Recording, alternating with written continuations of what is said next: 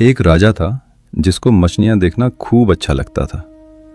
तो अपने मनोरंजन के लिए उसने एक बड़ा सरोवर बनाया और उसमें मछलियां डाल दी गईं। फिर पूरे राज्य में घोषणा करवा दी, जो कोई इस सरोवर से मछली पकड़ेगा उसको मृत्युदंड मिलेगा।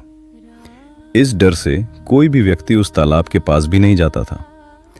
समय के साथ तालाब पर पहरा देने वाले पहरेदार भी आना बंद हो गए, क्योंकि उनको समझ आ गया था कि मृत्यु के भय से कोई नहीं आने वाला। समय बीता। उसी राज्य में एक गरीब मछुआरा रहता था। वो रोज मछली पकड़ने जाता और उनको बेचकर अपनी आजीविका चलाता था। एक दिन उसको एक भी मछली नहीं मिली। वो बहुत उदास हुआ। उसने सोचा, आज तो पूरे परिवार को भूखा सोना पड़ेगा। तभी उसको राजा के सरोवर का ध्यान आया। उसने विचार किया, वैसे भी वहां कोई नहीं जाता, चुपके से जाकर मछली पकड़ कर आ जाऊंगा। वो सरोवर पर पहुंचा, जाल डाला तो उसमें सैकड़ों मछलियां फंस गईं। वो बहुत प्रसन्न हुआ, आज तो अच्छी कमाई होंगी। तभी उसको राजा के सैनिकों की आवाज सुनाई दी। उसने देखा, राजा उसी सरोवर की ओर आ रहा है। वो बहुत घबराया, तुरंत जाल खोल दिया और पास रखी रेत पूरे शरीर पर लगा दी और बैठ गया।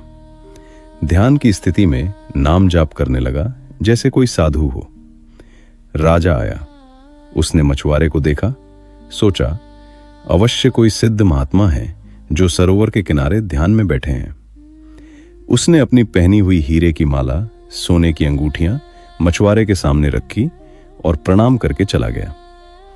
राजा के जाने के बाद मछुआरे ने उन आभूषणों को देखा, मन ही मन खूब प्रसन्न हुआ और सोचा, भले झूठे मन और डर से ही सही, लेकिन भगवान का नाम लेने से मुझे आज इतना धन मिला।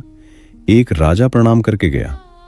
अगर मैं सच्चे मन से भगवान का नाम जपता तो न जाने क्या क्या मिल जाता। मित्रों, भगवान का नाम अपने आप में पवित्र है, तो हमें इस डर को मन से निकाल लेना चाहिए कि हम तो आज पवित्र स्थिति में नहीं हैं। बिना मन के नाम जप का क्या फायदा? जब प्रभु का नाम ढोंग और डर से लेने पर मछुआरे को इतना कुछ मिल सकता है, तो आपको क्यों नहीं? इसलिए भगवान के नाम का सिमरन हमेशा किसी भी भाव से करते रहना चाहिए। राधे राधे। हरे कृष्ण।